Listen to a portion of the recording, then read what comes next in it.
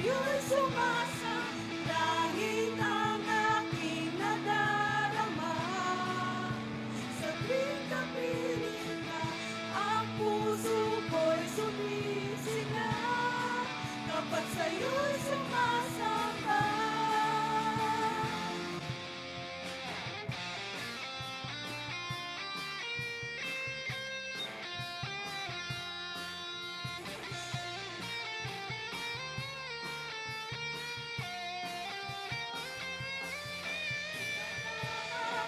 Pupurihin ang pangalan mo, darating wala na sa'yo may hangin. Ang awit ko iyong pigil. Langit ang aking nadarama. Sa tuwing kapiling ka, ang puso ko'y sumisigla, kapag sa'yo'y sumasang. Langit ang aking nadarama. Sa tuwing kapiling ka, ang puso ko'y sumisigla, kapag sa'yo'y sumasamba.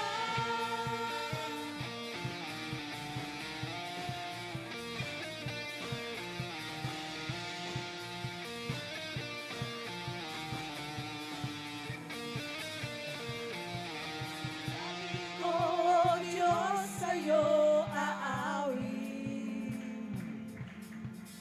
ika'y papurihan sa kalangitan. Mga labi ko, O Diyos, sa'yo aawit, ika'y papurihan sa kalangitan.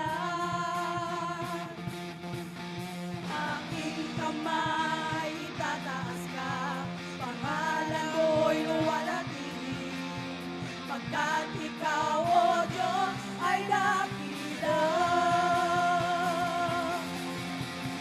Napakasayang magbigay papuri,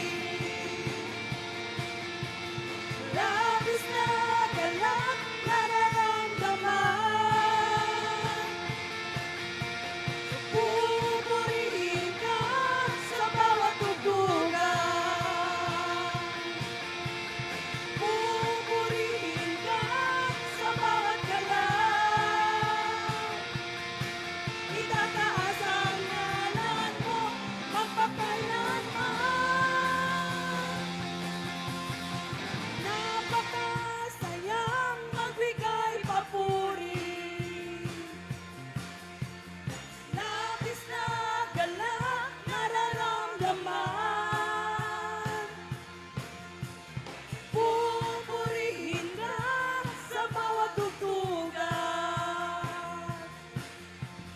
Pupurihin ka sa bawat galaw. Itataas ang ngalan mo magpakailanman.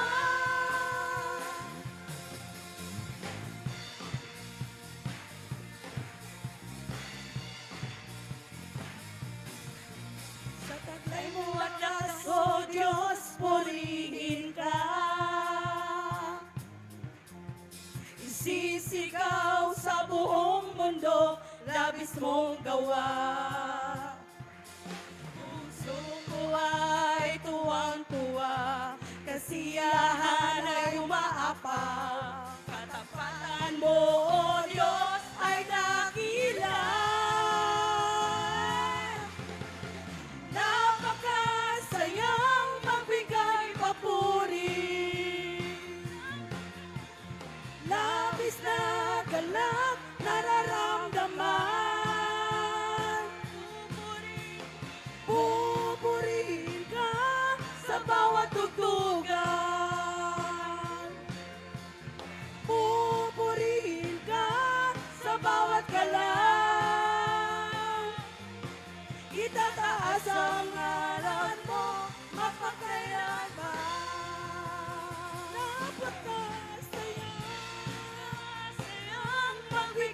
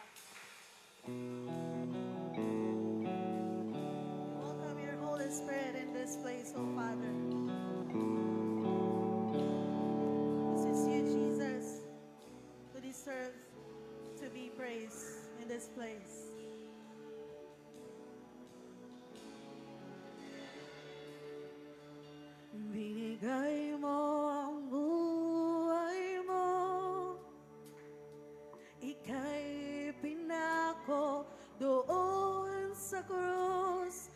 Ako'y pinatawan na iyong habag at biyaya. Ikaw ang kayamanan ko, tanging dahilan ng buhay ko.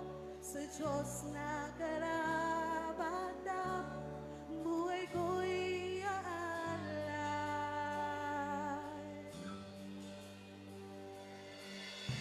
Papuri sa kataasan, papuri sa aking tagapagligtas. Purihin ka, Jesus, Hari ng langit, Hari ng buhay ko.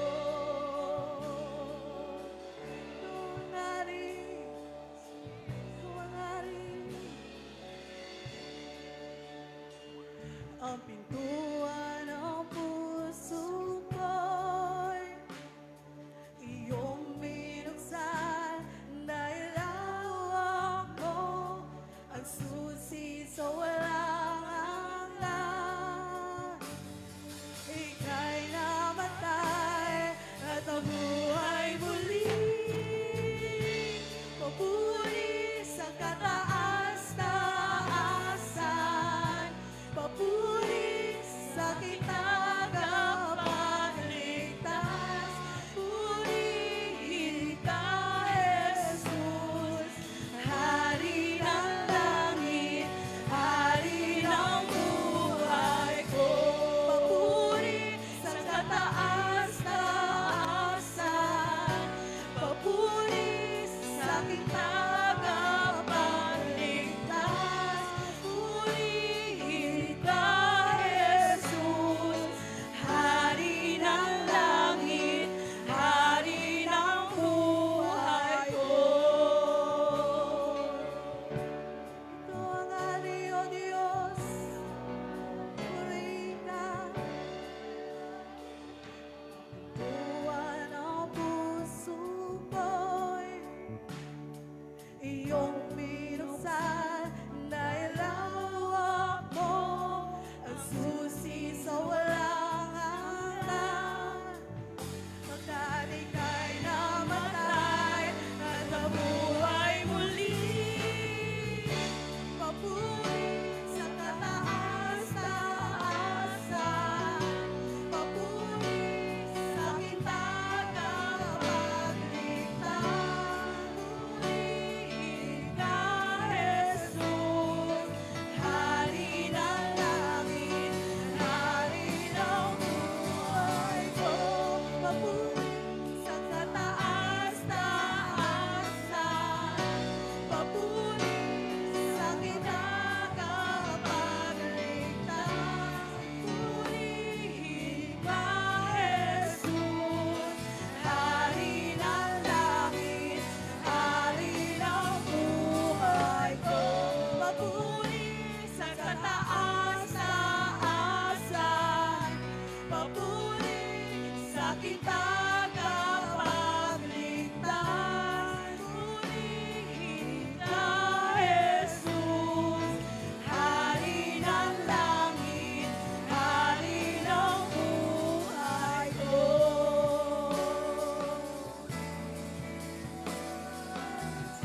Ikaw ang Hari, papuri sa iyong pangalan, papuri sa iyo, Diyos. Purihin ka,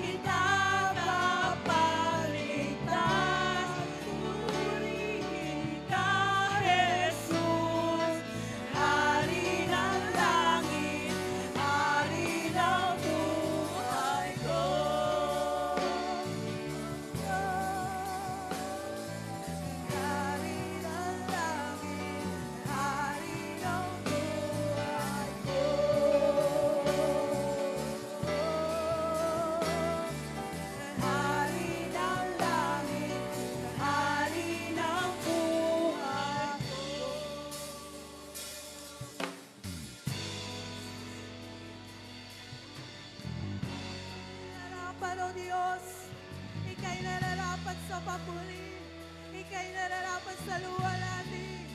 Purihin ka, Diyos. Purihin ka. Purihin ka. Purihin ka.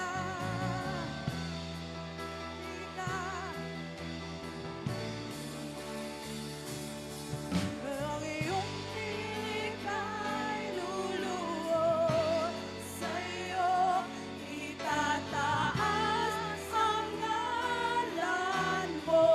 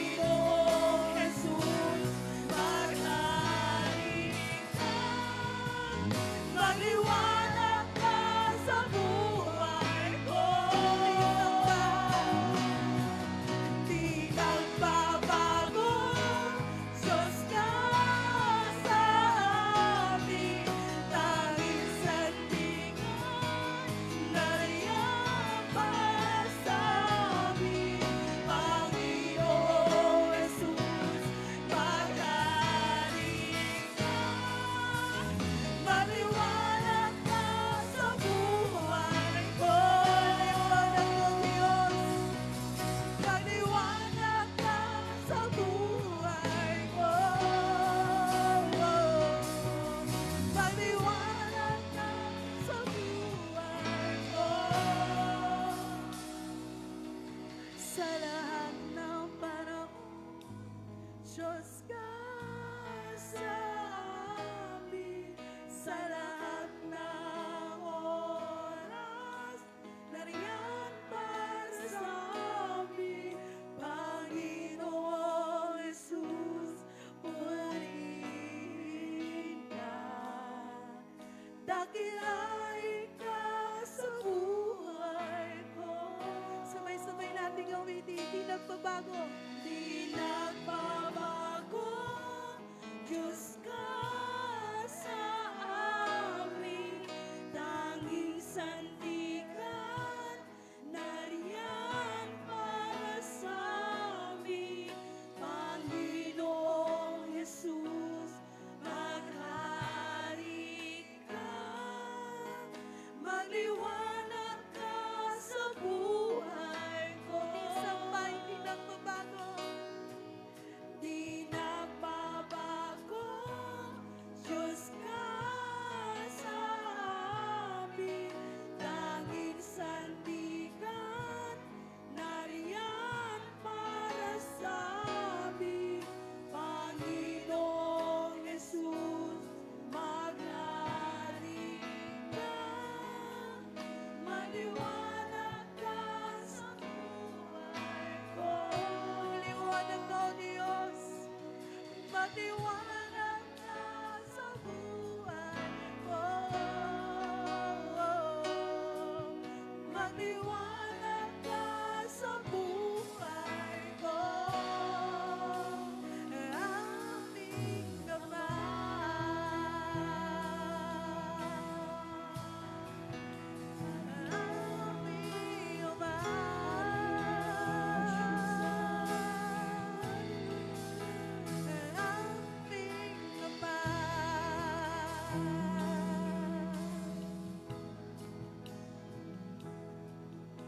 Oh, hallelujah, hallelujah, Lord. Purihin ka, O Diyos. Come on, church. Give praise, give glory, give honor to the King of Kings and the Lord of Lords. Hallelujah, Lord. You deserve all the praises, all the glory, all the honor belongs to you, O Lord. Panginoon, marami pong salamat, Panginoon. Nagagalak ang aming mga puso sa umagang ito, Panginoon, sa inyong kabutihan sa buhay ng bawat isa, Panginoon. Lord, marami pong salamat, O God. Tunay nga, O Diyos, hindi ka nagbabago, Panginoon, noon, ngayon, at magpakailanman, O God. Tapat ka sa buhay namin, O God. Lord, maraming pong salamat, Panginoon, dahil Ikaw ang Diyos ng aming pinaglilingkuran, buhay, able to hear and answer all our prayers, Panginoon. Lord, marami pong salamat for thou art a great provider, Panginoon. Our great healer, O God. Ikaw ang Diyos ng kapayapaan sa buhay namin, O God. Lord, maraming pong salamat. We welcome you, Holy Spirit, in this place. Move in this place. Touch your people once again, O God. Hallelujah. Pagharian niyo po, Panginoon, yung lugar na ito, O God, upang, Lord, inyong salita lamang, Panginoon, inyong tinig lamang, Panginoon, ang aming maririnig sa umagang ito, sa lugar na ito, Panginoon.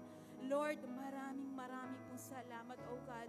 Ngayon, Lord, nagpapasalamat po kami, Panginoon, dahil alam po namin, Lord, may gagawin po kayo sa umagang ito, sa buhay ng bawat isa, Panginoon. Lord, alam po namin na lahat po naririto ngayon, nag-e-expect, Panginoon, more and more from you, O God. Lord, maraming pong salamat, O God. Patuloy po namin yung itinataas ng gawain ito sa umagang ito, Panginoon. We entrust you all these things, O God, through Christ our Lord. Amen and amen.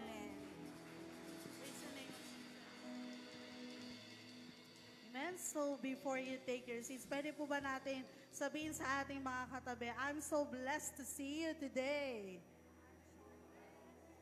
Amen.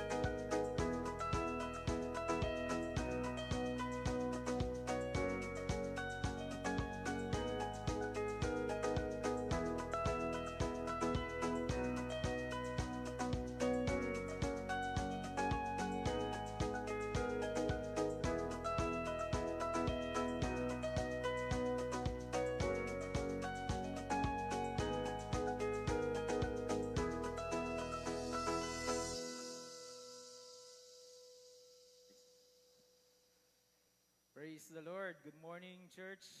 Amen. Good morning, everyone. Yan po, sige po, please settle down. Yung mga nasa likod po, hanap na po kayo ng comfortable seat bago po tayo magsimula. Praise God. Yan, sige po, dito po. Yung mga nasa likod, stay na lang po dyan yung mga marshal at saka yung usher.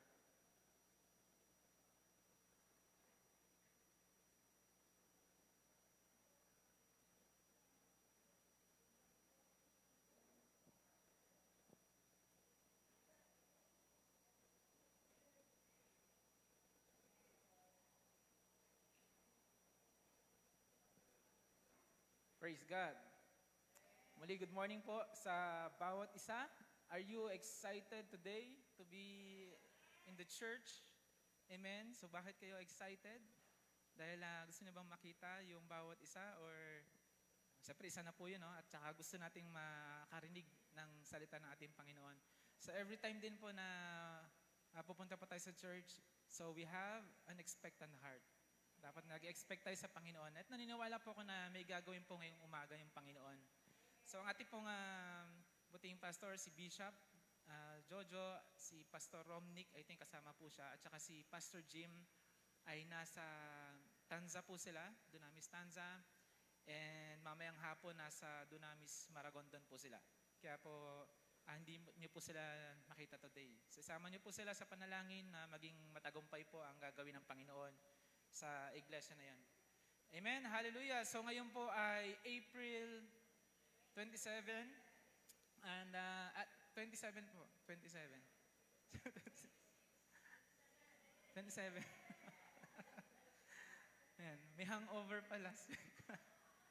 Okay, 26. Ang bilis ng panahon po. Talagang ang bilis ng panahon ngayon. And mainit sa labas. Salamat sa Panginoon, binigyan niya tayo ng comfortable na panambahan. And alam niyo po, marami po tayong dapat ipagpasalamat sa Panginoon. From our events, mga previous events like conferences, yung day 1, day 2, anniversary, yan, salamat talaga sa Panginoon, sa kalakasan, sa kabutihan niya, sa provision, sa pag-iingat ng Panginoon Diyos. Amen? And even in our life po, bawat isa po sa atin, ang lahat ng nasa atin ay galing po sa Panginoon. At wala tayong maipagmamalaki sa ating Panginoon. So before we read the Word of God, can we all stand and samahan niyo po ako. Please join me in praising God as we pray. Hallelujah. Lord, pinupuri ka namin, O God. We praise your name, Jesus.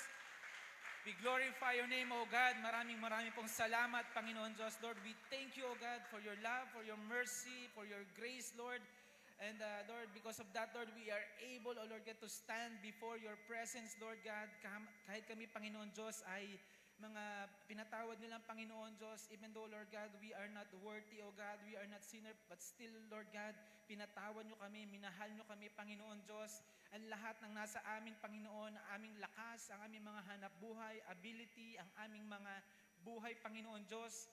Lord, ito ay mula sa inyo, Panginoon, and we give you glory, O God, for all those things, Lord, na nare-receive namin, Panginoon, maging aming mga kalakasan, Panginoon.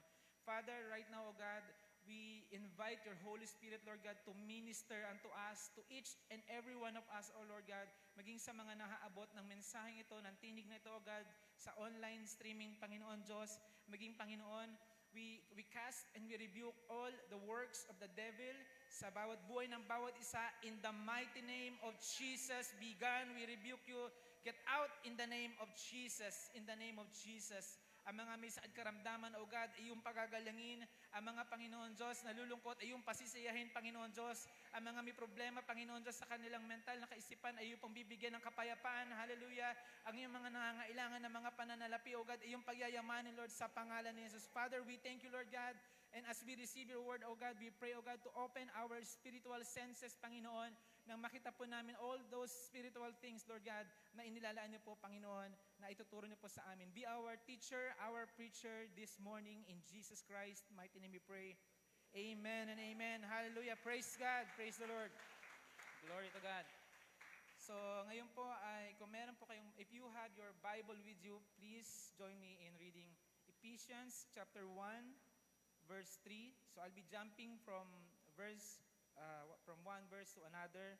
So Ephesians chapter 1, verse 3 to 5, and then magja-jump po tayo sa verse 11.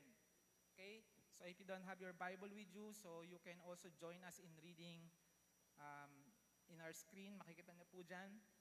So I'll be reading in, I think this is New International King James Version. Sorry, New King James Version. Okay, ready? Sabi po dito, Praise be to the God and Father of our Lord Jesus Christ, who has blessed us in the heavenly realms with every spiritual blessing in Christ. For He chose us in Him before the creation of the world to be holy and blameless in His sight. In love, He predestined us for adoption to sonship through Jesus Christ, in accordance with His pleasure and will. Jump tayo sa verse 11. Sabi po doon, In Him we were also chosen, having been predestined according to the plan of Him who works out everything in conformity with the purpose of His will. Pagpalain niyo po, Panginoon, ang iyong salita, O God, at maging pagpapala rin po to sa amin, Panginoon. Salamat po, in Jesus' name, Amen. So, ngayon po, medyo mapapansin niyo po dyan yung salitang, sabi doon, predestined, chosen, purpose. Pag binasa niyo po siya, so ako i-rate ko siya, medyo hindi siya parang beginner na madaling maintindihan. So, pero pag hinimay-himay po natin yan, mas maintindihan po natin at doon natin ma-appreciate na napakaganda pala ng mga verses na ito. So, ngayon, para mas maintindihan po natin siya, basahin po natin siya sa Tagalog. Meron po ba kayo diyang ASND, ang salita ng Diyos version? O kahit anong Tagalog, MBB tag, Mabuting Balita Biblia, Tagalog. So yan, sabi po dyan, anong version yan? Yan, MBB tag yan. Kami ay pinili, verse 3. Let's start with verse 3. Purihin ang Diyos at Ama ng ating Panginoong Hesukristo. Pinagkalooban niya tayo ng lahat ng pagpapalang espiritual na nagmumula sa langit dahil sa ating pakikipag-isa kay Kristo. So dito pala makikita nyo na ang Panginoon Diyos ay hindi siya maramot. Kahit na tayo ay mga nilalang lamang, pero ginawa niya tayong katiwala, sabi dyan ng mga pagpapalang espiritual na nagmumula sa langit dahil sa ating pakikipag-isa kay Kristo. Isa na po dyan yung ating salvation. So yan po ay hindi matatawaran, hindi po natin kayang bilhin niya ng kahit anong halaga. Then verse 4, bago palikhain ang sanlibutan ay pinili na niya tayo. Before you were created, pinili na tayo ng Panginoon Diyos upang maging Kanya sa pamamagitan ng ating pakikipag-isa kay Kristo at upang tayo maging banal at walang kapintasan sa harap niya dahil sa pag-ibig ng Diyos. Verse 5. Yan, pinili niya tayo upang maging anak niya sa pamamagitan ni Hesukristo ayon sa kanyang layunin at kalooban. And then verse 11, sabi po doon, kami ay pinili ng Diyos mula pa sa simula na maging Kanya sa pamamagitan ni Kristo at ayon sa Kanyang plano. Ang Diyos ang gumagawa ng lahat ng bagay ayon sa layunin ng Kanyang kalooban. So, doon sa English version, mapapansin po natin yung word na predestined, itinalaga. Or sa Google, ang ibig sabihin po ng predestined is a belief that events in life are decided in advance, parang napagplanuhan na, no? Decided in advance by God or by faith. Yung faith dito is F-A-T-E, kapalaran sa Tagalog, and cannot be changed. Yun po yung ibig sabihin ng predestined. So, mas sa madaling salita, kailangan kasi maintindihan po natin yung word na predestined na sinasabi po dyan. Yung predestined, ibig sabihin po nun, sa madaling salita, is decided in advance by God. Napagplanuhan na, napag-isipan na, yun po ay napagdesisyon na. And sabi po doon, cannot be changed at hindi pwedeng mabago pa. So sa corporate, may kasabihan po sa mga corporate, sa mga nagtatrabaho pa sa kumpanya, na whatever is not written is forgotten. Amen. Nakarinig na po kayo ng ganun? Whatever is not written is forgotten. Amen? So kung ano daw yung hindi nakasulat, ay hindi yon inaalala or madalas nakakalimutan. Di ba po? So, ang mga kasunduan ay maaring walang bisa kung hindi ito nakasulat at walang pirma. Yung kontrata, maaring wala siyang bisa kung wala itong signature. Yung cheque, kahit na bigyan po kayo ng cheque, blank check, tapos kahit ilagay niyo po dyan ay milyong-milyong halaga, hanggat walang pirma ng may-ari po yan at walang pondo po yon, hindi yan magkakaroon ng bisa. Wala pa rin pong halaga yon. Nagkakaroon lang po ng halaga yon kapag merong pirma yung may-ari po nun. Now, yung isang plano, yung plan or the building plan, hindi po ito matutuloy kung wala ring pirma. Amen? So, kaya yung mga planong outing po ninyo na matagal nyo nang pinaplano, last year pa yung outing na pinaplano nyo, hanggang ngayon hindi matuloy-tuloy, subukan nyo papirmahin yung mga niyayaya nyo, baka sakaling matuloy yung inyong outing. Sa engineering, may tinatawag po tayo na construction plan, meron tinatawag na elevation plan, structural plan, electrical plan, yung sanitary plan, etc. Lahat po yan. Ito po ay kailangan na signed at ito ay selyado sa isang envelope. Sabihin, printed po yan, pinirmahan ng engineer at ito ay sineselyuhan.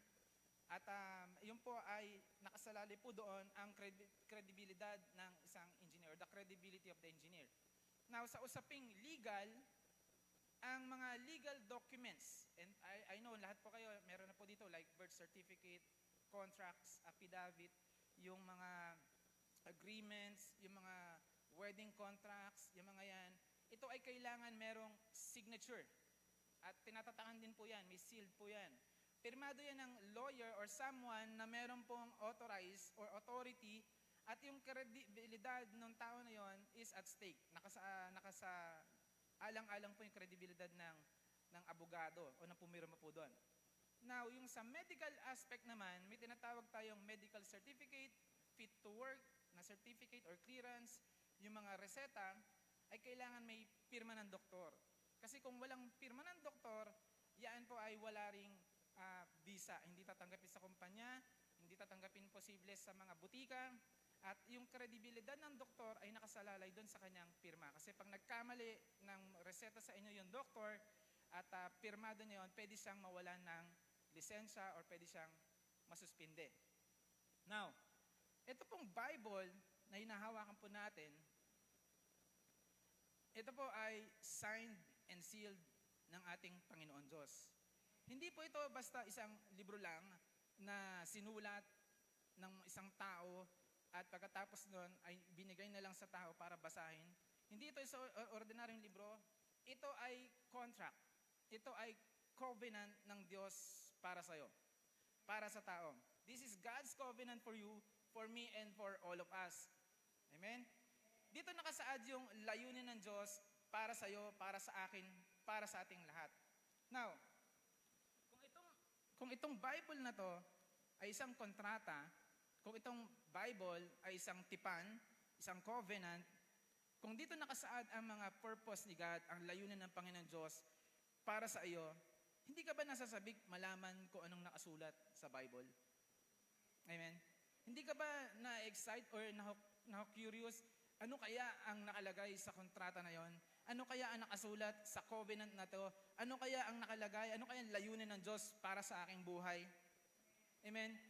Sad to say, there are Christians, when they pray, they always pray na, Lord, bless me, oh God, please, Lord, bless me. Ganyan, oh bless me, oh God, oh bless me, oh Lord. Now, how can God bless you if you do not even know what is written in the contract? Amen? In this book, it tells you your position, your relationship with the Lord. Kung sino ka ba talaga sa Panginoon Diyos. Now, in this book, in the Bible, it tells you your entitlement bilang mga sons and daughters of God. Parang hindi kayo excited po doon Sa Bible po nakasulat kung ano ba ang karapatan mo bilang anak ng Panginoon Diyos. Now, in this book, it tells you what the Lord can do for you. Ano ang kayang gawin ng Panginoon Diyos sa buhay mo? Kung ano ba talaga ang kaya ng gawin ng Diyos sa pamilya mo, sa sarili mo, sa health mo, sa trabaho mo, sa pag-aaral mo, sa negosyo mo. Now, before you sign a contract or before you enter into an agreement, ano unang ginagawa mo? Binabasa.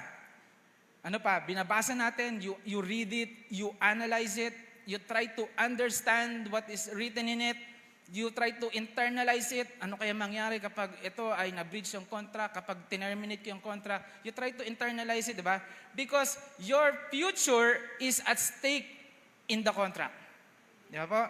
Sa mga sales people, alam niyo po yan, di ba? Pag may mga kontrata, dyan tayo, yun ang inaan natin, binabalikan natin. Now, if this book, this Bible, is God's contract, is God's covenant, hindi ba dapat binabasa mo ito? Amen? Hindi ba dapat ina-analyze mo ito? Hindi ba dapat minemeditate mo ito? Ini-internalize mo, ninanamnam mo ang bawat nakasulat dito? Why? Because your future is at stake.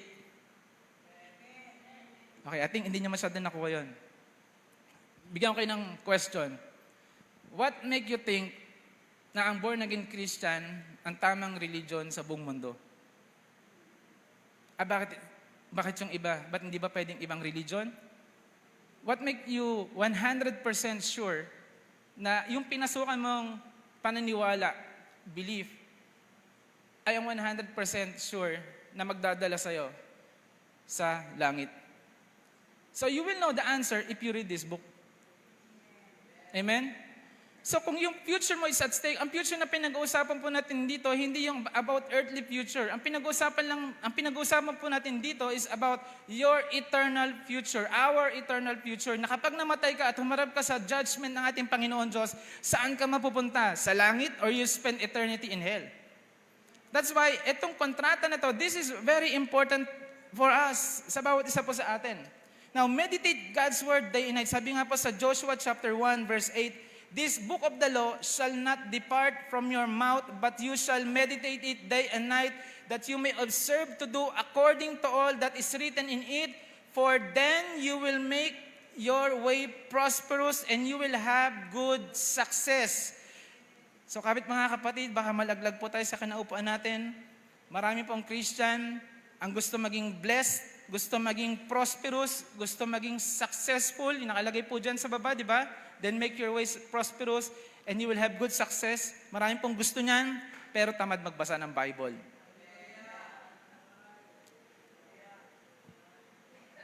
Example, mag-start ka magbasa. Mabasahin mo ganyan yung Bible.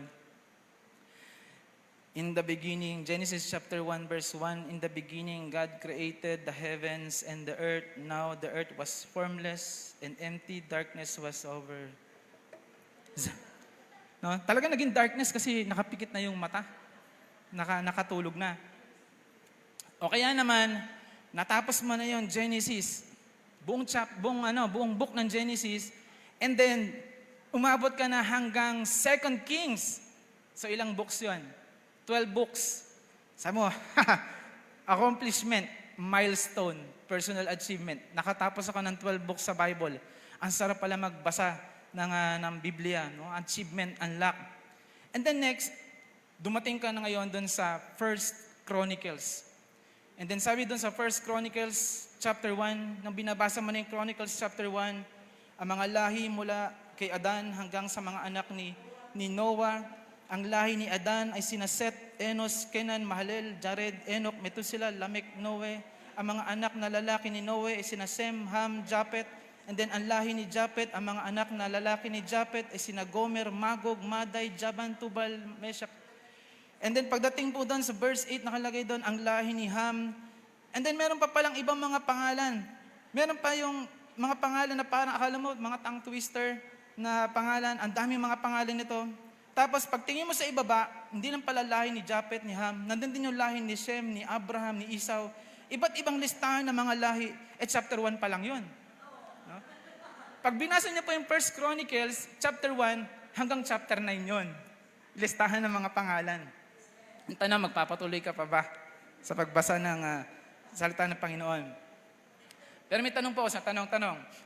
Ano ang mas mahirap? Yung mag-keep ng record at magsulat ng talaan ng lahi o yung magbasa ng lahi ng listahan ng mga lahi.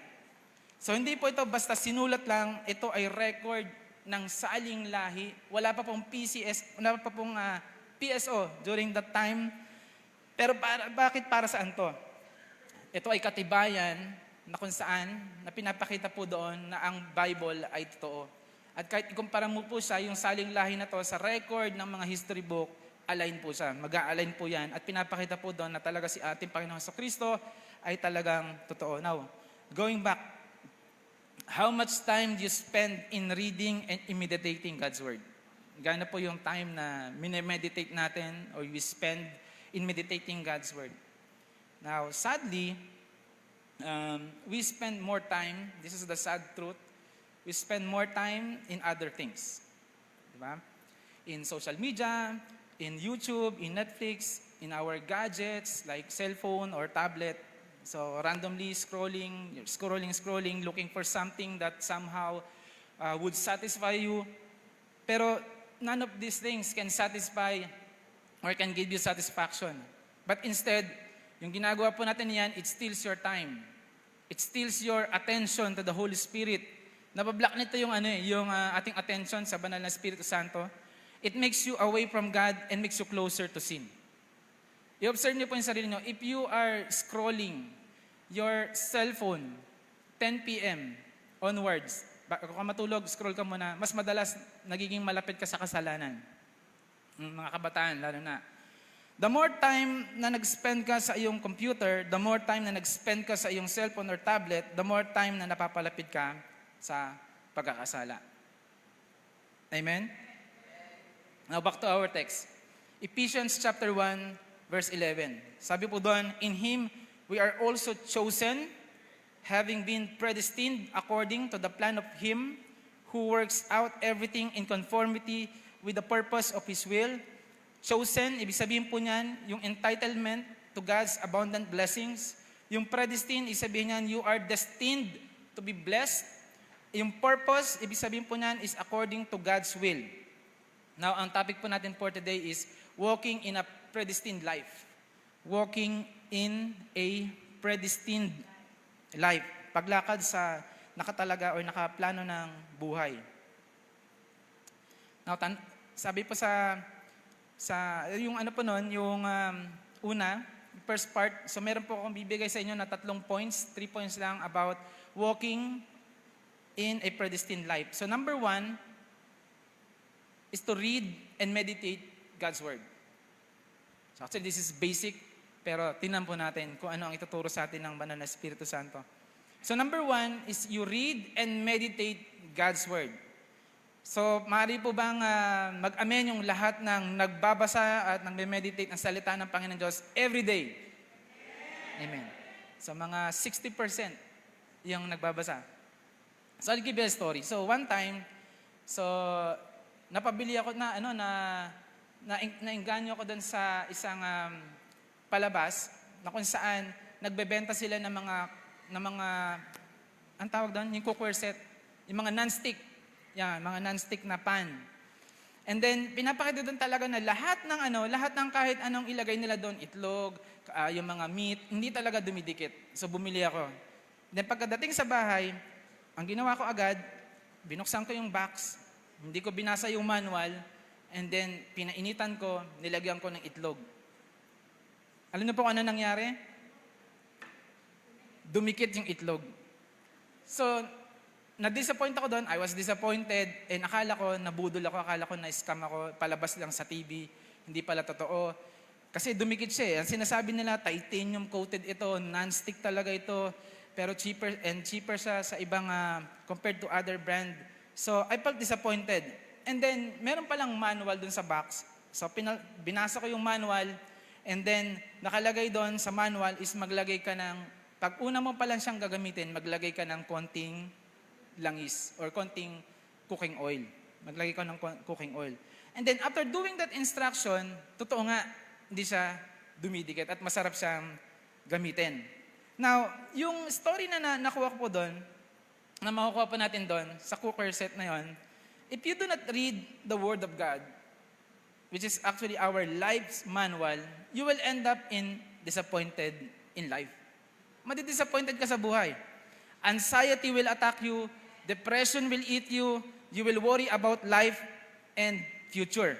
Sabi po sa Psalms 119 verse 105, your word is a lamp to my feet and a light to my path. Ibig sabihin po nun, if you read the word of God, it will give you light to your path. It gives you direction for life. It shows you what you should do and what you should not do for you to achieve the prosperity intended for you or the blessing intended for you. Sa mga kabataan, ibig sabihin po nila doon, ang sa madaling salita po noon is kodigo or cheat sheet. This is our kodigo. This is our cheat sheet about life. Kasi kapag nagbabasa ka ng Bible, doon mo ang tututunan yung mga bagay pala na makakabuti sa iyo at yung mga bagay na hindi mo dapat na ginagawa, and it may go well with you. Now, can you imagine, binigyan ka na ng Panginoon Diyos ng kodigo, ng cheat sheet, ng manual, para pumasa ka sa bawat pagsubok ng buhay at mapagtagumpayan mo ito. Pero, hindi mo pa rin binasa. Ano kayang tawag sa'yo pag gano'n ang iyong response? Tapos, mag-expect ka ng tagumpay. How can you expect miracle if you do not equip yourself with the Word of God? How can you expect breakthrough na inaasahan po natin sa ating buhay kung wala ka namang gagawin sa iyong daily habit, daily routine? So I believe na lahat po tayo, di ba? We are sa ating theme for this year about breakthrough.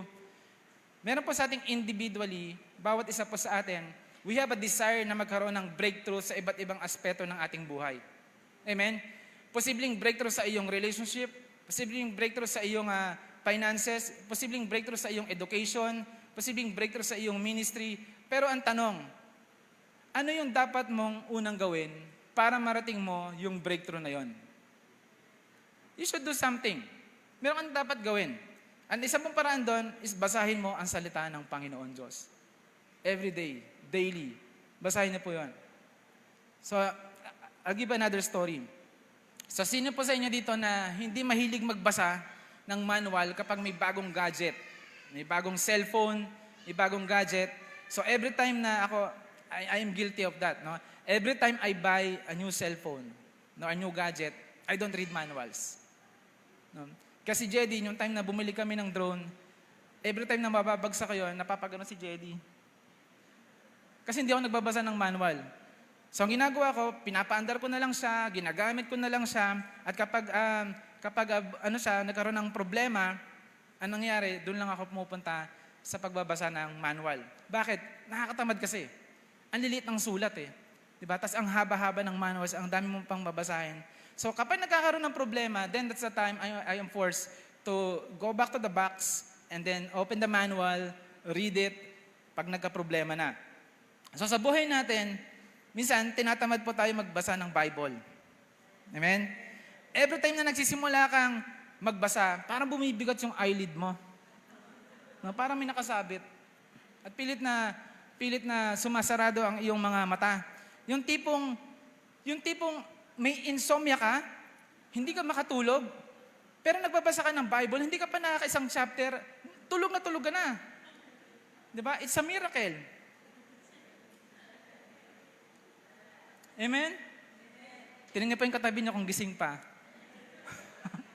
Baka natutulog na yan. No, hirap magbasa ng Bible. Isang chapter lang a day. Hirap pa tayo magbasa ng Bible. Minsan, once a week lang magbasa ng Bible, hirap pa rin magbasa ng Bible. Pero tanggalan mo ng internet sa bahay, isang araw lang talagang makakapatay ng tao. Tanggalan mo ng cellphone, isang araw lang, hindi mapapakali, hindi mapagkatulog hanggat walang cellphone. Amen? Salamat. Praise God. Salamat sa Panginoon Diyos at tayo po ay kinokorek ng ating Panginoon Diyos. Amen? Church, kapag tinatamad ka na magbasa ng Bible sa ngayon, darating yung time na hahanapin mo ang salita ng Panginoon. Amen? Hahanapin mo ang salita ng Panginoon kapag nagka-problema ka na. No, wag na dumating yung panahon na nahuli na ang lahat, na kung saan hinahanap mo yung salita ng Panginoon Diyos, pero huli na yung lahat, hindi mo na mahanap. hindi mo na mabalikan, wala ka ng pagkakataong balikan ng salita ng Panginoon Diyos. Okay, I'll give you another story. Sa puro story po ito. So, sino po sa inyo ang mahilig bumili ng mga cheap items? Mga cheap items. Di ba sa Lazada, merong tinatawag na Lazada Choice. Alam niyo po ba yan? Yung pag bumili ka, mga 30 pesos, 50 pesos, tapos kailangan 3 item para free delivery. Hindi nyo alam yon? Yon. Patulog kayo sa akin mamaya. So, pwede yung pagsama-samahin yun. Para yung shipping niya, imagine kung 30 pesos lang, tas 3, di 90 pesos. Eh, kung magbabayad ka pa ng shipping na 70 pesos, edi mas mahal pa yung, para mas mahal pa yung shipping. But anyway, pag pinagsama-sama mo yon, Lazada Choice yun, so ibibigay sa'yo libre basta 3 item. So, yan, madalas tayong bumili ako ng mga cheap product. So, one time, bumili ako ng parang accessories ng cellphone. Mura lang, talagang 3 yun isang,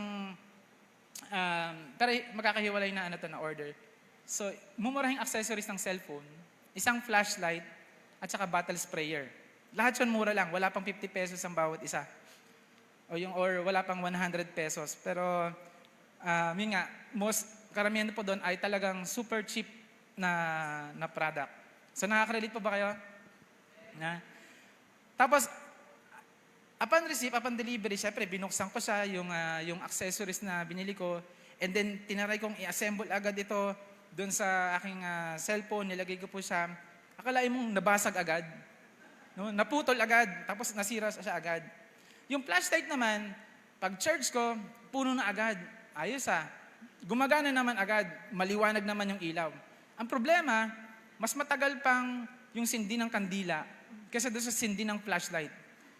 Pagkagamit mo, parang 5 minuto pa lang, patay na agad. Wala talaga maasahan na tibay. Yung bottle sprayer naman, pagkabili ko doon, anong nangyari doon, nilagyan mo ng tubig, pero after 1 week, hindi na maka-spray. Sira na rin agad. No? So same din po sa mga online bookings. Diba? Pag online booking, siguro makaka-relate po kayo kasi summer. Pag online bookings, mahilig po tayong bumili dyan ng mga sale. Sale na resort, sale na hotel accommodation, may mga ganyan po. No? Pero hindi naman lahat. So, nagsasearch tayo talaga ng murang entrance fee, murang accommodation, search ka sa Klook, sa mga ganyan, sa Agoda, na mga murang accommodation, sa picture nila, ang ganda, sa advertisement, sa videos, sa mga Instagram, ang ganda talaga. Pero pagdating mo doon, sabi nga ng mga di mananampalataya, yung kakahanap mo ng mura, mapapamura ka talaga. But, what can we expect? It's cheap. Mumurahin siya Diba? Kung gusto mo ng something talaga na magandang klase, kailangan mo ng something premium. Amen? Kailangan talaga ng premium. Kapag sa Spotify, ang ginawa mo libre lang, so laging may ads yan. YouTube, laging may ads. Pero pag nagbayad ka ng something premium, doon mo may enjoy yung benefits talaga na maganda. Ano yung lesson na makukuha natin dito? Now, kapag ang buhay natin ay nakabase sa mga mumurahing mga bagay, mga earthly things, mga temporary things, mga bagay na mga panandaliang entertainment lang that gives you temporary happiness o temporary excitement sa buhay, you will end up disappointment in life. You will be disappointed in the end. Madi-disappoint ka lang. Because you will never find joy in those earthly things. Sa mundong ito, hindi ka masasatisfy, hindi ka makakahanap ng totoo at pure na joy sa mga earthly things. Yung hanap buhay mo, it's temporary. Yung magandang posisyon mo sa trabaho, kahit ikaw yung pinaka-boss doon, it's temporary. Yung lakas natin, yung ating lakas na to, strength that we have, physically, it is temporary. Our ability, it is temporary. Kukupas din yan. Yung iyong ganda, it's temporary. Yung physical appearance mo, lilipas din yan, it's temporary. Yung gadget mo, bago yan ngayon, after 1 year, after 2 years, luma na yan. No? Sira na agad yan. Yung talino mo, yung galing mo, yung ability mo, it is temporary. Even yung buhay natin dito sa mundong ito, it is just temporary. That's why, do not invest so much on earthly things kasi hindi yan ang magbibigay sa atin ng kasiyahan sa buhay at hindi yan ang ating final destination. Amen? Hindi blessing meter ang pagkakaroon ng mga earthly possession. Hindi po yan ang sukatan ng blessing Na pag may nababasa po tayong salitang blessed, blessing sa Bible, it does not limited to material things or to earthly possession. Kasi kung ang sukatan ng pagiging blessed ay kung ano ang meron ka sa mundong ito, kung anong achievement mo in life, kung anong dinadrive mong kotse, kung saan ka nakatira, kung ilan ang laman ng bank account mo, abay kawawa naman yung mga disciple ni Jesus. Hindi pala sila blessed kung ganun. Di ba? Hindi man lang sila nakaranas na marangyang buhay, ni magkaroon man lang ng sarili nilang kanya-kanyang kabayo. Lagi na sila naglalakad eh. Kung ang sukatan ng blessing ay lagi na lang about yung possession sa mundong to, yung mga earthly wealth, abay kawawa naman si Elijah. Wala man lang siyang pambili ng tinapay, wala man lang siyang pambili ng karne, at uwak pa yung nagpapakain sa kanya. Abay kawawa naman si Apostle Paul, dahil deprived siya sa liberty, prisoner siya during that time. I hope na marinig ito ng mga maraming tao, lalo na yung mga pinakamayayaman na tao sa mundo. Ikaw man ang pinakamayaman sa buong mundo. Nakatira ka man sa pinakamalalaking bahay na meron sa buong mundo. Mabili mo man ang lahat ng gusto mong bilhin dahil kaya mong bilhin. Makakain ka man sa pinakamasasarap na kainan, pinakamasasarap na restaurant na meron sa buong mundo. Magkaroon ka man ng pinakamamahal na sasakyan sa buong mundo. Kapag walang Kristo sa buhay mo, when your time is up, you will be disappointed. Amen? When you die and face God's judgment and realize that you are not entitled to heaven, your wealth, your possession, your richness, your connection cannot back you up. They're all useless. Baliwala lahat ng yan. Amen? Kaya tayo, church, kapag tayo po, when we pray, wag natin masyadong i-concentrate ang ating panalangin na, Lord, pagpalain mo ako, paglilingkuran kita. Lord, pagpalain mo ako, ibibigay ko ang buhay ko sa iyo. Lord, bigyan mo ako ng gato, bigyan mo. Si Lord, hindi po yan genie. Si Lord, kaya niyang ibigay ang lahat ng yan, but that's not the purpose. Hindi yun ang pinaka-objective mo sa buhay. That's why it is said, sabi po doon sa Colossians chapter 3, verse 2, set your minds on things above and not on earthly things. Kasi kapag ang ating kaisipan ay nakatuon sa mga bagay na pangsanlibutan, abay mapapalamahal ka masyado sa mundo at mahihirapan kang umalis sa mundong ito. Hindi sa tinatakot ko po yung mga mayayaman. Mayaman ka man, mayaman man ikaw, or mahirap, kapag wala kang Kristo sa buhay mo, abay ngayon pa lang mag-isip-isip ka na. I think nobody wants to spend eternity in hell. Wala pong gustong na pagdating po sa langit, wala po magtatanong doon, how do you want to spend your eternity? Smoking or non-smoking? At wala po sigurong gustong sumagot na smoking at pupunta sa impyerno. Likewise, kung matagal ka ng mananampalataya, pakinggan po natin ito, listen to this. Ang main objective mo natin, ang main purpose mo in life ay hindi magpakayaman. Hindi po yan ang main objective ng isang mananampalataya. Agree? Amen? So medyo 50%, hati yung boto. It could be secondary. Pero hindi ko sinasabing masama po magpakayaman. Okay? Pero sinasabi ko po dito, ang main objective ng isang mananampalataya, or ikaw, ang main objective, ang main purpose mo sa buhay mo ay hindi magpakayaman. It could be your secondary objective, but never the primary purpose, never the primary objective. The main objective, ang pinaka-main objective mo, ang main purpose mo sa buhay mo is to please God. Ang maging kalugod-lugod ka sa paningin ng ating Panginoon Diyos. Ang maging kalugod-lugod tayo sa paningin ng ating Panginoon Diyos. Hindi purpose natin na maglilingkod ako sa Panginoon kasi gusto kong pagpalain ako ng Panginoon Diyos. Magbibigay ako ng aking tithes, first fruit ng offering kasi gusto kong pagpalain ako ng ating Panginoon Diyos. Pupunta ako sa church araw-araw para mag-pray ako dito kasi gusto kong pagpalain ako ng Panginoon Diyos. Mag-serve ako sa iba-ibang outreach, tutulong ako sa mga magkakawanggo, sa mga mahirap kasi gusto kong pagpalain ako ng ating Panginoon Diyos. Hindi po yun ang tamang objective o hindi po yun ang objective nating mananampalataya. Ang totoong objective po ng mananampalataya is living a life that is pleasing to God. Yung pagpapalain ka ng Panginoon Diyos dahil nalulugod siya sa iyo, hindi dahil sa kung ano yung ginagawa mo na paglilingkod o pananalangin dito sa church or kung ano man sakripisyo yung ginagawa. Kundi ang i-design natin is yung maging mamuhay tayo ng may kaluguran sa ating Panginoon Diyos. I will go to the church and pray to the church because I want to be pleasing to God. Pupunta ako sa church, sasamba ako sa Kanya kasi gusto ko maging pleasing sa Kanyang paningin. Mangangaral ako ng salita ng Panginoon Diyos, hindi dahil gusto kong pagpalain niya ako, kundi dahil gusto ko maging pleasing ako sa paningin ng ating Panginoon Diyos. Maglilingkod ako sa kapwa ko mananampalataya, hindi dahil gusto kong pagpalain ako ng Panginoon Diyos, kundi gusto ko maging kalugod-lugod sa ating Panginoon Diyos. Ibibigay ko yung buhay ko sa ating Panginoon Diyos, hindi dahil gusto kong pagpalain ako ng Panginoon Diyos, kundi gusto ko na maging pleasing ako sa paningin ng ating Panginoon Diyos na buhay. We have to correct our mindset. Minsan nalulungkot tayo, ang tagal ko na naglilingkod, pero hindi ako binibless ng Panginoon Diyos. That's not your purpose.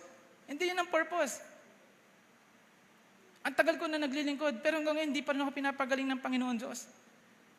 Hindi pa rin ako blessed. Ang tagal ko na nagsiserve sa church, ang tagal ko na umaattend sa Dunamis, pero yung buhay ko, wala pa rin akong hanap buhay. Ganun pa rin yung pamilya namin. Bakit di mo subukan yung panalangin mo? Agawin yung panalangin, Lord, gawin mo akong pleasing sa iyong harapan. Gawin mo, Panginoon Diyos, na kalugod-lugod ako sa iyong harapan. Maglilingkod ako sa Panginoon dahil gusto ko magbigay ng kaluguran sa iyong harapan. Can you remember yung Shadrach, Meshach, and Abednego? Nung itatapon sila dun sa hurnong apoy, dun sa ano ba English ng hurno? Fiery furnace. Na yung itatapon sila doon. And then, ang sabi nila, yung bold na declaration ng kanilang faith, naniniwala kami, we believe that the Lord, our God, will save us. But if not, we will still worship the Lord. Di ba?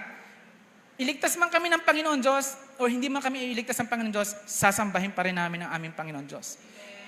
That's the objective.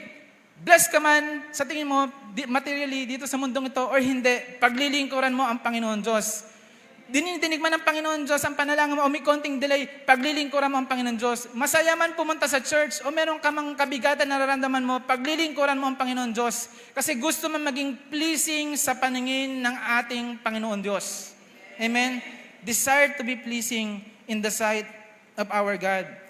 Basahin niyo po yung 2 Corinthians chapter 5 verse 9 to 10 and Ecclesiastes chapter 12 verse 13. Basahin niyo po sa inyong mga tahanan. Na pinapakita po doon, yung pinaka-objective ng buhay ng tao is to please God. Ngayon, kung ikaw po ay nakakaranas ng hirap ngayon, huwag kang malungkot. Basta ang mahalaga ay nabubuhay ka na nakakalugod sa paningin ng ating Panginoon Diyos.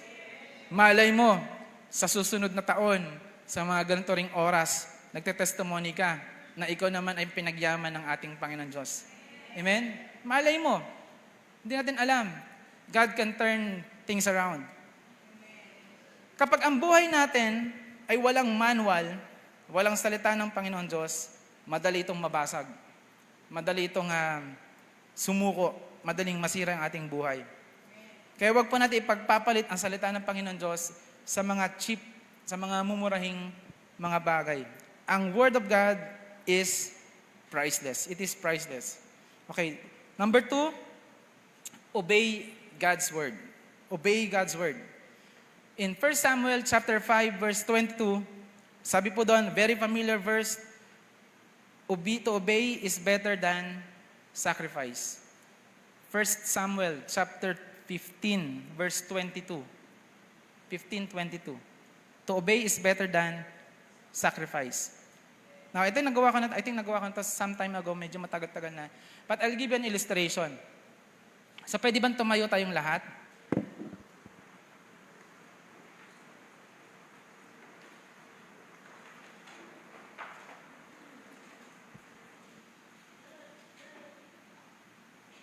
Sige. Quick quick exercise lang. Pero kailangan ko na, may tagahawak ng mic. Para si Austin na lang. Tagahawak lang ng mic. Okay, listen to the instruction. Ito po yung instruction. Okay, when I say, yung mga alam na, I think, siguro nakalimutan kasi matagal na to. So when I say, 1, 2, 3, clap your hands, okay? yung isang clap lang, just a single clap. So, ang objective, I should be hearing a single sound. Okay? Pag sinabi 1, 2, 3, clap, so tsaka tayo magka-clap. Okay? Ready? O medyo magbigay kayo ng space ng konti para ano. Okay, ready? 1, 2, 3, clap. Isa lang yung tama. Sige. Nagets nyo? Sabi ko kanina sa instruction, when I say 1, 2, 3, clap, tsaka kayo mag-clap. Okay. Sige po, please sit down para naman kayo makaupo. So what happened? Di ba ang instruction is when I say 1, 2, 3, clap, tsaka pa lang kayo magka-clap. Pero ang nangyari, bakit nagkamali yung iba? Nabudol mo kami, pastor eh.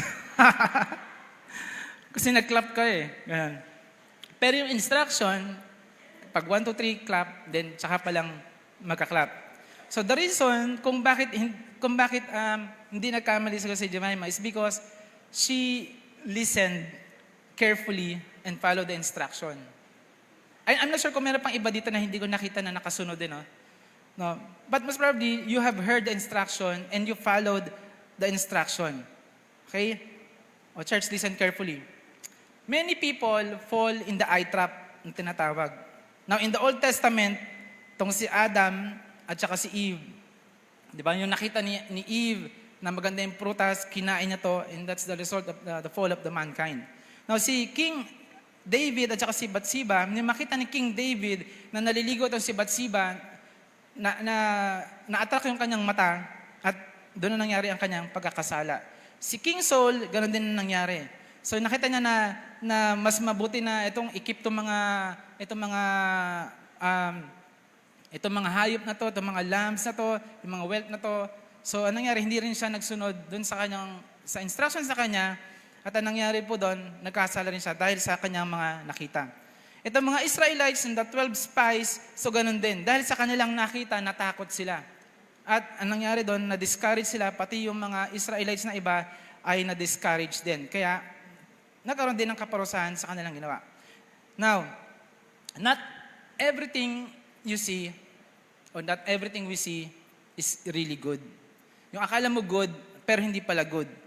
So do not believe on what your physical eyes is seeing, but believe more on the things you do not see. Yung things na nilalaan ng Panginoon Diyos para sa. So kanina, kaya siguro nagkamali yung iba, kasi nakatingin kayo sa akin, pagpalakpak ng gano'n, at yung palakpak din ng ibang tao, nakisabay na rin kayo. But that's not the instruction, di ba? So huwag kang papadaya sa nakikita ng ating mga mata, at huwag mo ring pagtatuunan ng pansin ang mga bagay na nagbibigay ng mga panandaliang saya, nasa dulo pala nito ay kapahamakan. Because ang ating pagtuunan ng pansin ay yung mga bagay na nasa langit. Amen? Now, if you want to obey the Word of God fully, you have to read His Word regularly. Spend time reading, studying His Word. In that way, you will not be deceived by the works of the enemy. Kasi in the last days, marami ang lalabas na mga false prophet, false teachers, and then magtuturo rin sila about Word of God, pero gagamitin nila yung Word of God, ito-twist nila yung truth, at mang-dideceive sila ng maraming tao. Now, in a practical way, meron po akong i-endorse sa inyo. So kung gusto niyo po na magkaroon kayo ng kasama sa devotion, in your regular devotion, you may join us in YouVersion app. So meron po tayong group po doon. So wala pong exclusivity yon, hindi po yan para sa youth lang or para sa cell group lang namin. Hindi yun para sa daang hari lang, but it is for everyone. May ibang mga taga-daughter churches din po nakasama po doon. Para po sa lahat po yon. So kung gusto mo na ma-develop ang iyong daily devotion, yung devotional life po ninyo, at gusto niyo ng kasama, gusto niyo ng guidance, so you can join us sa YouVersion. Kung hindi niyo po alam po yon, kung paano yon, so don't worry po. Tutulungan po namin kayo, tutulungan ko po kayo, tanongin niyo lang po kung paano. So normally, nagpa-facilitate po tayo ng group reading plan as a guide. Tapos, doon po ay nagpapadala po ako doon ng mga regular na mga babasahin, and then sama-sama po tayo magbabasa para hanggang sa ma-develop yung ating reading plan. So pwede pa makitaas ang kamay sino yung mga nakasama ko dito sa YouVersion. So yan, may mga YouVersion po yan. So even sa Gentry meron din. And then yung iba sa inyo mga naka-canonical. Yan, naka-canonical. Canonical po sabihin, babasahin mo yung Bible from Genesis to Revelation in 1 year. So yan, objective po natin is mabasa yung Bible once every year. So if you are interested at gusto mo ng breakthrough, gusto mo ng pagbabago, so ito yung initial step na pwede mong gawin na mararecommend namin sa join us sa YouVersion Bible app. So hanapin nyo na lang po yan mamaya pagdating po sa bahay or tanungin nyo po kami kung paano po yon. Amen? So para din siyang social media pero about devotion po yon. Okay, number 3. Number 3 is humble yourself before the Lord. Now, sad to say, there are people who are very educated. Katulad ng tinuro ko nga po yung nakaraan sa conference. So, they are very educated sa Bible, verse by verse, chapter by chapter. Sobrang educated nila. Marami silang natututunan about the Word of God. Nakikipagdebate sila about sa Word of God. And it causes division in the body of Christ. And yung division na to, it causes conflict, it causes hatred, it causes anger. Now, pakinggan niyo po to, church. Listen to this carefully. Meron po kayong kakilala na nagtuturo ng salita ng Panginoon Diyos na nagkakos ng division, layuan niyo po yung tao na yon. Okay? Kung pinagsabihan ninyo pero ayaw pa rin makinig at ganun pa rin yung kanyang ginagawa, layuan niyo po yung tao na yon at mag-ingat kayo kasi baka pati po kayo ay madala sa mga maling turo. Biblical po ba yun, Pastor? Yes. Sabi po sa Romans chapter 16, verse 17, I urge you, brothers and sisters, to watch out for those who cause division and put obstacles in your way that are contrary to the teaching you have learned. Keep away from them. Lumayo kayo sa kanila. For such people are not serving our Lord Christ, but their own appetite. Yung sarili lang nilang kapakanan. By smooth talk and flattery, they deceive the minds of naive people. Everyone has heard about your obedience, so rejoice because of you. But I want you to be wise about what is good and innocent about what is evil. So, amen? Layuan po natin mga ganun tao niyon. Gusto po ng Panginoon na maging wise po na yun. Now, going back dun sa about humble yourself before the Lord. I'll give you these verses in the Bible about humility. And later, sasabihin ko pa sa inyo na bakit po kailangan tayo magpakababa. Colossians chapter 3 verse 12, sabi po doon, therefore as God's chosen people, holy and dearly loved, clothe yourself with compassion, kindness, and humility, gentleness, and patience. Ephesians chapter 4 verse 2, be completely humble and gentle. James chapter 4 verse 10, humble yourselves before the Lord, and He will lift you up. James chapter 4 verse 6, God opposes the proud, but shows favor to the humble. Luke chapter 14, verse 11, sabi doon, those who humble themselves will be exalted. And Proverbs chapter 3, verse 34, sabi po doon, he mocks proud mockers, but show favor to the humble and oppressed. Humbleness. Okay? So ito po ay, na-illustrate ko na po din to before, siguro mga more than 5 years na, so about handkerchief. So, siguro natatandaan pa ng iba, yung about handkerchief, pero yung iba sa atin, mostly bago na, no? So, ito pong handkerchief na to, then I'll be using this illustration again.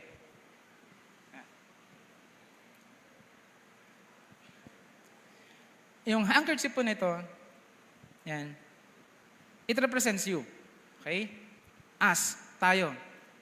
Now, over time, as you grow, as you mature, you meet different people, you experience many things, you grow and you gain knowledge. Little by little. And as you gain knowledge, you earn abilities. Nag-grow ka eh. Nag-increase ka, nagpo-promote ka. You learn things based on books, schools, experience, online courses, etc., trainings. So nakakaroon ka ng mga karunungan, kaalaman. And as your ability grows, you earn things. Nagkakaroon ka ng mga possessions. Kakaroon ka ng iba-ibang mga property or iba-ibang mga ari-arian or iba-ibang mga bagay na wealthy, na earthly or mga bagay dito sa mundo na to. So you begin to possess things, property, then promotion, and then yung wealth mo nag-increase, as well as your power kapag na-promote ka, then authority.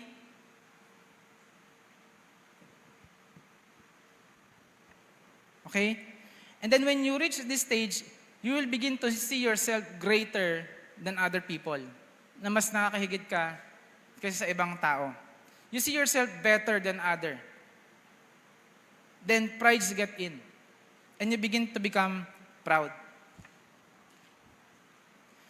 But when kapag dumating yung trouble, ang mangyayari, kasi masyado ka ng marami ka nang na-achieve sa buhay mo, and then marami ka ng mga accomplishment na nagawa, kapag dumating yung problema, you will fall. Bakit? Because you forgot what is the most important. Your relationship with God. Now, this is your relationship with God. There are times na kapag tayo po ay nag-gain ng knowledge, nag-gain ng possession, nag-gain ng wealth, nag-gain ng authority, nag-gain ng power, ang nangyayari, masyado tayong nabibisi sa kabilang side. At nababawasan yung ating panahon sa relationship natin sa ating Panginoon Diyos. Amen? Your relationship with God. And yung relationship na to, this is about reading His Word, meditating God's Word, spending time with the Holy Spirit, spending time in His presence. Now, the more of you, it becomes the lesser of Him. The more of you, lesser of Him. The more of you, lesser of Him. The more of you, that becomes the lesser time for Him. The more of you, lesser time for Him. The more of you, less of Him. The more of you, less of Him. Kaya nangyayari, kapag dumating yung problema, bumabagsak. Tandaan po natin, ang lahat po ng bagay ay temporary lang. Sabi po doon sa Luke 14:11, for all those who exalt themselves will be humbled. But if you reverse it, ano pa yung dapat natin gawin? Now, the more of God become less of you. The more of God become less of you. The more of God become less of you. The more of God become less of you. Now, kahit anong buga sa'yo ng problema, kahit anong away sa'yo ng mga kalaban mo, hindi ka basta-basta matutumba. Why? Because you are rooted in the Word of God. You are rooted in God's Word sa kanyang presensya ng ating Panginoon Diyos. The more na pinopromote ka ng Panginoon Diyos, the more you humble yourself before God. The more na binibigyan ka ng possession ng ating Panginoon Diyos, pinagkakatiwalaan ka ng mga wealth, the more na mas maging rooted ka sa ating Panginoon Diyos. The more na binibigyan ka ng Panginoon Diyos ng authority, the more na mag-spend time ka sa ating Panginoon Diyos. The more na pinagkakatiwalaan ka ng Panginoon Diyos ng mga bagay, ng mga tao, ng mga members o ng mga ministry, the more na i-humble mo yung sarili mo sa ating Panginoon Diyos. Nang sa gayon, you are anchored with our Lord Jesus Christ. Amen. Kahit banatan ka ng kaaway, baliwala lang sa'yo, kahit anong sabihin nila, hindi yan tumatalab sa'yo kasi rooted ka sa salita ng ating Panginoon Diyos. Alam mo, church, minsan kasi, kapag minsan yung salita, kapag nakakarinig kayo ng salita from a person, nawawala yung nawawala yung momentum mo sa pagsiserve. Pag intindi mo yung salita ng tao, yung mga negative na sinasabi po ng tao. But if you are rooted, kung lahat tayo ay may kanya-kanyang ginagawa para sa presensya ng ating Panginoon Diyos, para sa kaharian ng ating Panginoon Diyos, then we don't have time to listen in those negative things. Walang espasyo sa ating pandinig yung mga negative na bagay. Kaya sabi po, lastly, James chapter 4 verse 10, humble yourselves before the Lord and He will lift you up. So tayo pong lahat ay pagtayo po tayo and let us pray. Let us close in prayer.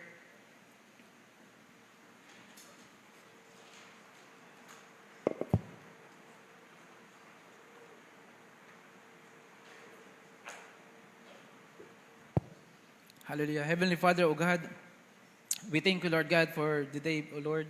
We thank you, God, for your message. We thank you, Lord God, for being with us and always reminding us, Lord, to go back to your word in meditating it, in studying it, and analyzing it, O God.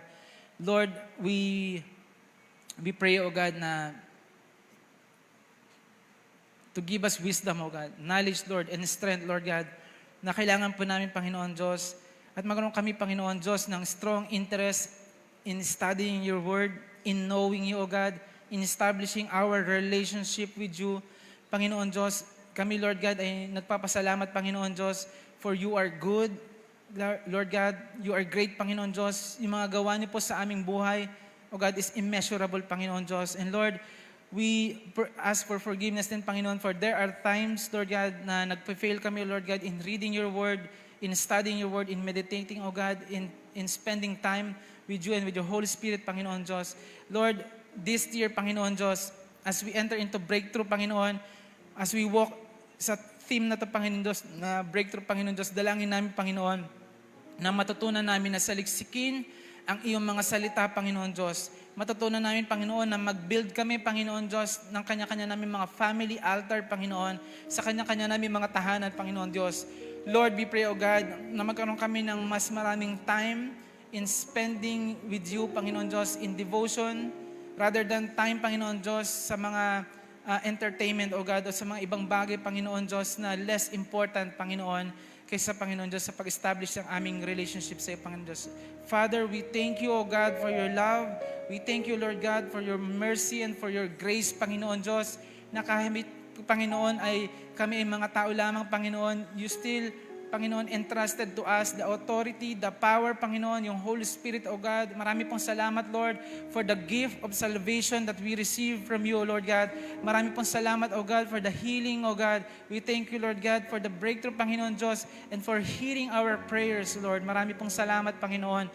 Father, we thank you, O God, and Lord, dalangin po namin, Panginoon Diyos, ang bawat isa po, Panginoon, Lord, na narito, O God, at naaabot, Panginoon, ang mensaheng to, Lord God. Lord, I pray, O God, to bless them, Panginoon Diyos, in all aspects of their life, Panginoon Diyos, spiritually, mentally, O God, physically, Lord, financially, O God. Bless them, O Lord God. Pagpalain niyo po ang bawat isa, Panginoon. For those people who are in need, Panginoon Diyos, ng health, Lord God, ng healing, Lord, I speak healing to be upon their body, Panginoon. I speak nourishment upon their bones, flesh, Panginoon Diyos, upon their skin, Panginoon Diyos, upon their whole body, Panginoon, in the mighty name of Jesus, oh God. Lord, I prayed for those people, Lord God, who needs healing sa kanilang mga respiratory, Panginoon Diyos, na part ng kanilang katawan, in the name of Jesus. In the name of Jesus, I pray na makakahinga ka na ng maayos at maaluwan sa pangalan ni Jesus. Lord, I pray din, Panginoon Diyos, for those people who are confused, Panginoon Diyos, na mayroong mga mental problem, O God, depression, anxiety attack. In the name of Jesus, I speak peace to be upon you sa iyong kaisipan, sa iyong mental health, in the mighty name of Jesus, in the mighty name of Jesus. And Lord, I also pray, Panginoon Diyos, to bless the work, Panginoon, yung mga kamay, Panginoon, ng bawat mga nagtatrabaho, Panginoon Diyos, yung mga bawat mga nagnenegosyo, O God. I pray, O God, to give them wisdom, strength, ability, O God, to produce more wealth, Lord, in the mighty name of Jesus, Lord God. Give them brilliant ideas, Panginoon. Send them, O God, yung mga valued clients, O God. Lord, we pray, O God, na pagdala niyo rin po sila, Panginoon Diyos, ng mga suppliers na mapagkakatiwalaan, Panginoon Diyos, mga business partners, O God, na mapagkakatiwalaan, Panginoon Diyos. Hallelujah. Maging mga estudyante, Lord God, I pray, Lord, yung mga young people namin, Panginoon, preserve them, O God, give them wisdom, knowledge, Panginoon, sa kanilang pag-aaral, Lord God. Pagtagumpayin niyo po ang bawat mga kabataan, and someday, Lord, makita po nila, Panginoon Diyos, yung calling niyo po, Panginoon, sa kanilang buhay, Lord God. And Lord, I also pray, Panginoon, yung every mga senior po namin, Panginoon, I pray, O God, to give them strength, Lord God, physically. In Jesus' name, O God, bigyan niyo po sa Lord ng kalakasan ng kanilang pangangatawan, Panginoon Diyos. And Lord, lahat po kami, Panginoon, sa Dunamis Christian Fellowship, Lord God, and even, Lord God, yung mga guest po namin, yung mga online na nakikinig, Panginoon Diyos, at maaabot pa ng mensahe ito, Lord God, I pray, Lord, na matagpuan niyo po kami, Panginoon, na tapat na naglilingkod sa iyo, Panginoon Diyos, pleasing sa iyong paningin, Lord God, hanggang sa muling pagparito niyo, Panginoon. Father, we thank you, we honor you, we praise you. In Jesus Christ's mighty name we pray. Amen and amen.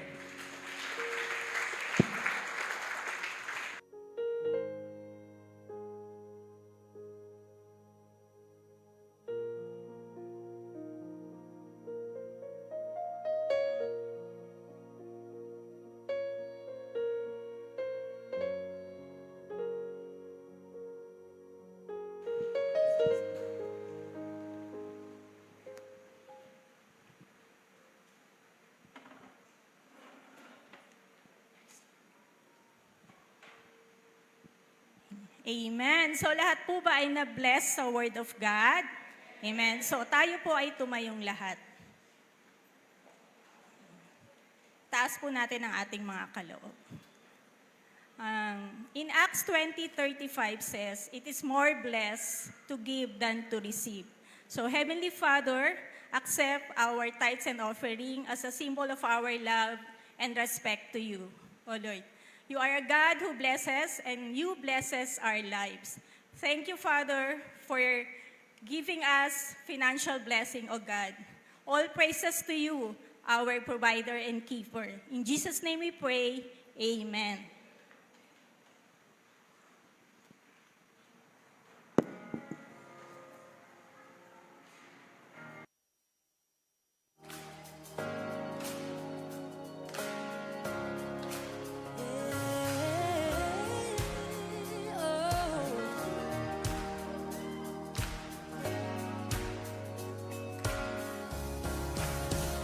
I'm living in the overflow.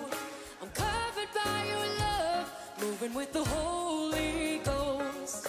You're more than enough. I'm walking in your freedom now. Covered by your grace, witnessing your healing power. We have been changed. Bless the Lord. Bless the Lord, Yeah. oh my soul. I am living. I'm living in the overflow. Oh, bless the Lord. Bless the Lord, oh my soul. I am living. Living in the overflow. God, you are the sign. Hello. Amen. Minsan pa, palakpakan natin ang ating Panginoon. Amen. Amen. Before we close in prayer, we just like to acknowledge our first-timer, of course, Mr. Jonathan Palting. He was invited by his, yung anak ko pong gwapo, si Lance. Ayan, so welcome sa gawain ng Panginoon. Amen. Okay, so I hope we are blessed this morning sa ating narinig, and let's all stand. And of course, by the way, next Sunday, we're not gonna be having our Jubilee service today. I mean, the next Sunday. Next Sunday. So, wala po tayong Jubilee. Ayan. So, bigyan po tayo ng pahinga ng ating Panginoon. Okay? Okay, so June na po yung next natin. Okay, so let's all stand. Ay.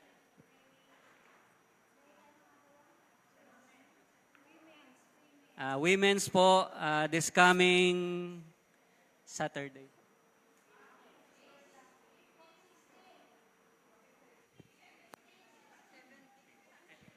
Ano nga ba yun? 17, 18? Ha? 16, 17. Okay. For women's po, meron po tayong women's convergence na gagawin po sa the Promised Land on May 16, 17. Nalilito ako kasi ganun ding date dun sa ano eh. 16, 17 po, mag-start po yun ng 5:30 p.m. sa The Promised Land. Meron po tayong registration na 500 pesos. So, meron ng pagkain po yun. So, prepare. Mag-ano tayo. Ito ay kauna-unahang mangyayari sa mga kababaihan. Nalalabas tayo. At meron tayong gagawin na magpapalakas sa bawat isa sa atin. Amen po? So, I hope you mag-isip na kayo, maghanda na kayo, and then go to your core leader, mag-ano po kayo, enroll. Mag-ano kayo, mag-register kayo. Ayan na po. Mag-register kayo sa inyong mga core. Okay po? Women's po yan, ha? Women's. Okay. Salamat. Amen. Hallelujah. Women, so it means yung mga men's hindi kasama. So we will make our own schedule, mga men's. Kung may women's convergence, so tayo po yung katulong pag sumama po yung mga men's. Ayan, tagaluto. Amen. Okay, so let's all raise our hands and close our eyes. Heavenly Father, again, we'd like to thank you. We'd like to give you praise. Lord, we'd like to give you honor. Salamat po sa aming mga natutunan ngayong umaga, Lord. na we do have to meditate and study your word in our daily life. We have to obey you, Lord, and most importantly, we should always humble ourselves before you, God. The more that we know you, Lord, the more we humble ourselves. Ama, salamat po sa umagang ito. Ingatan niyo po ang bawat isa, and may the Lord bless us, and may the Lord make His face shine on us, Lord, and keep us safe, Lord. We give you the honor, we give you the highest praise in the mighty name of Jesus. And everybody will say, Amen.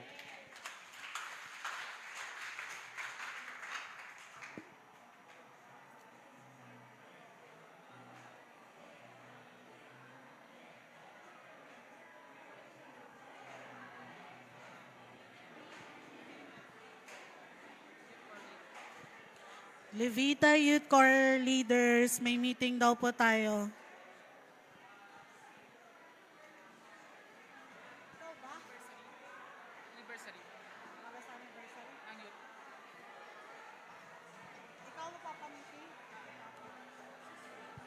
Levita Corps Leaders, may meeting po with Pastor Anthony. Thank you.